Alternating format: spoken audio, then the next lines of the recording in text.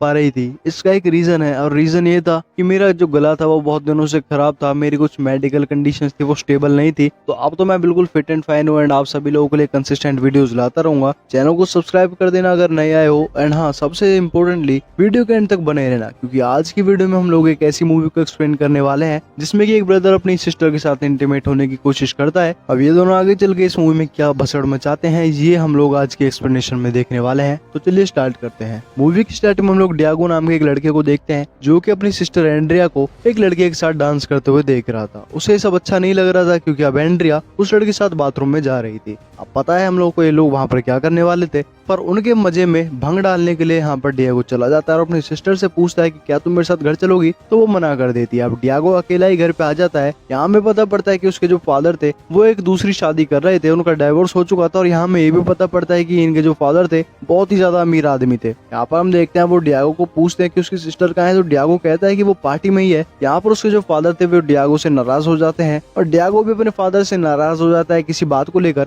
और वो सीधा यहाँ पर किचन में चला जाता है। वो यहाँ पर कुछ खाने के लिए ढूंढता है पर उसे कुछ नहीं मिलता। अब अगले दिन हम लोग देखते हैं डियागो वहीं पर अपनी सिस्टर्स को लेने के लिए जाता है पार्टी में। वहां पर उसे उसकी सिस्टर मिलती है जो कि बहुत ही ज्यादा ड्रंक थी और अपनी फ्रेंड के घर पे ही सो गई थी रात को। यहाँ पर हम देखते हैं डियागो अपनी सिस्टर एंड्रिया को घर पे लेकर आता है और ये लोग यहाँ पर एलिस का मजाक उड़ाते हैं जो कि उनकी स्टेप मदर थी, जिससे कि उसके पापा ने दूसरी शादी करी थी। पर यहाँ पर जो एलिस थी वो इन दोनों की बातों का बुरा नहीं मानती है और इनको इग्नोर करती है। उसे लगता है कि ये बच्चे कुछ अजीब हैं, इन्हें मुझे एक्सेप्ट करने में थोड़ा टाइम लगेगा, पर चलो देखते हैं आगे चल के। हम लोग देखते हैं यहाँ पर इन दोनों के जो फादर होते हैं वो इन दोनों से मना कर देते हैं कि आज संडे है और तुम दोनों कहीं पर भी बाहर नहीं जाओगे। पर हम लोग देखते हैं जैसे इनके फादर बाहर जाते हैं ये लोग एक पार्टी का प्लान कर रहे होते हैं। तभी यहाँ पर हमें पता पड़ता है कि यहाँ पर जो डियोगो है उसका अपनी सिस्टर एंड्रिया की तरफ एक आकर्षण है, वो उसकी तरफ अट्रैक्ट होता था। अब इसके बाद हम लोग देखते हैं कि डियागो के जो फादर थे वो डियागो को अपनी कंपनी में लेकर जाते हैं। वहीं दूसरी तरफ एलिस घर पे अकेली थी। यहाँ पर हम देखते हैं डियागो अपने फादर के साथ उनकी कंपनी में होता है। उसके फादर डियागो को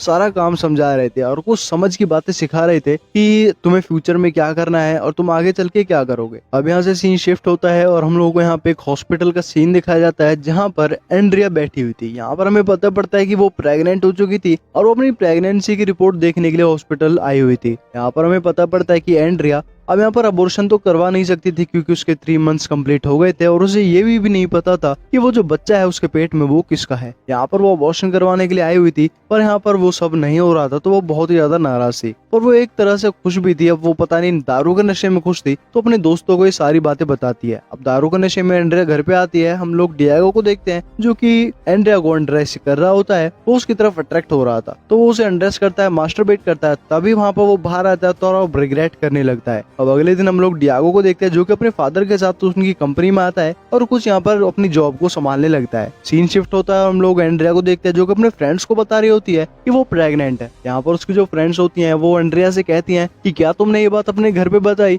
तो एंड्रिया उन्हें मना कर देती है और कहती है कि मैं ये बात अपने फादर को नहीं बता सकती। तब यहाँ पर उसकी फ्रेंड्स कहते हैं तुम्हें उन्हें ये बात बतानी चाहिए। हम लोग देखते हैं एंड्रिया होती है वो अपने फ्रेंड्स के साथ एक पार्टी कर रही होती है क्लब में। यहाँ पर एंड्रिया बहुत ही ज्यादा शराब पी लेती है और उसका जो ड्राइवर होता है वो एंड्रिया को घर पे छोड़ने के लिए जाता है। यहाँ पर जैसे वो ड्राइवर एंड्रिया को छोड़ता है तो डियागो उस ड्राइवर से थैंक्स बोलता है और ड्राइवर को वहां से जाने के लिए कहता है। इसके बाद हम लोग देखते हैं कि जो डियागो था वो अपनी सिस्टर एंड्रिया के साथ यहाँ पर इंटीमेट होता है, वो उसे अनड्रेस करता है, उसके साथ इंटीमेट होता है। अब दोस्तों हम लोग देखते हैं एंड्रिया जो थी वो बहुत ही ज्यादा अपसेट थी तो वो अगले दिन अपने फादर को अपनी प्रेगनेंसी के बारे में बताती है और उसके फादर उससे पूछते हैं कि तुम कितने महीनों से प्रेग्नेंट हो, तो वो उन्हें बताती है कि मैं 3 महीने से प्रेग्नेंट हूँ। तो उसके फादर कहते हैं कि अब तो कुछ भी नहीं हो सकता, अब तो अबॉर्शन भी नहीं हो सकता। तो उसके फादर उसे एक आइडिया देते हैं कि तुम मायामी में हमारे दूसरे फ्लैट पे चले जाओ और 6 महीने के लिए वहां पर ही रहो, मैं यहाँ पर सब कुछ ठीक कर दूंगा। अब हम एंड्रिया के फादर को देखते हैं जो कि अपनी वाइफ एलिस के साथ बैठे हुए थे, स्मोक कर रहे थे और यहाँ पर उनके साथ डिस्कशन कर रहे थे एंड्रिया के बारे में। वो यहाँ पर उनसे कह रहे थे, यहाँ पर जो एलिस होती है वो एंड्रिया से कहती है कि मैं तुम्हें एक्सेप्ट कर लूंगी और तुम्हारे बच्चे को भी मैं एक्सेप्ट कर लूंगी क्योंकि आखिरकार तुम हमारी बेटी हो।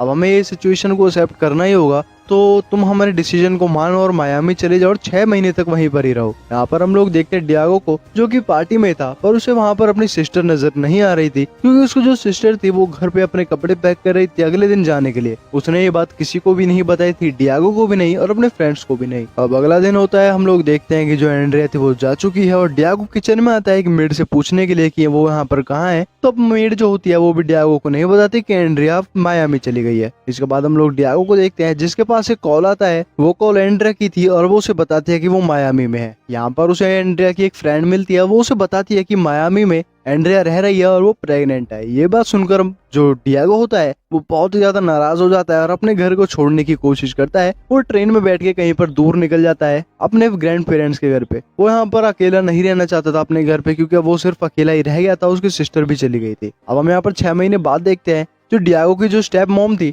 उन्होंने उसके फादर से सच में ही शादी कर ली थी। हम यहाँ पर देखते हैं कुछ गेस्ट आए हुए थे और यहाँ पर एंड्रिया की डॉटर भी थी, पर यहाँ पर एंड्रिया जो थी वो अब्सेंट थी, यहाँ पर वो थी नहीं इस पार्टी में। यहाँ पर हम लोग देखते हैं कुछ लोगों को जो कि एंड्रिया के बारे में इस पार्टी में बात कर रहे थे। लोग उस शादी में तरह तरह की बातें निकाल रहे थे कि अभी तो फादर की शादी हुई है और बेटी की तो शादी भी नहीं और उसने अपना बच्चा कर लिया। कुछ इसी तरह से मूवी एंड होती है। चैनल को सब्सक्राइब कर देना, फिर मिलते हैं एक और मूवी की